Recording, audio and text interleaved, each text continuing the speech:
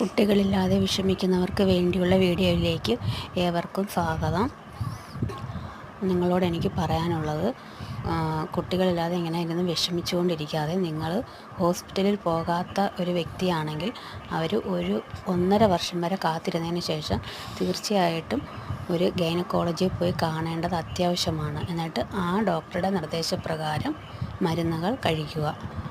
അത് ഒരു 3 മാസം വരെ നോക്കാവൂ. അതിനുശേഷം നിങ്ങൾ ഉറപ്പായിട്ട് ഒരു ഇൻഫെർട്ടിലിറ്റി ക്ലിനിക്കിൽ പോകണം 1.5 വർഷത്തിന് ശേഷം.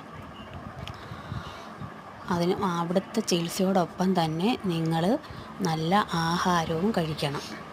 ഏറ്റവും പ്രധാനം, മരുന്നിനോടൊപ്പം തന്നെ നമ്മൾ നല്ല ഫ്രൂട്ട്സും വെജിറ്റബിൾസും ധാരാളം കഴിക്കുകയാണെങ്കിൽ നമുക്ക് തീർച്ചയായിട്ടും കുട്ടികളുണ്ടാവും. കുട്ടികളില്ലെന്നും പറഞ്ഞ് വിഷമിക്കേണ്ട ഒരു കാര്യവുമില്ല.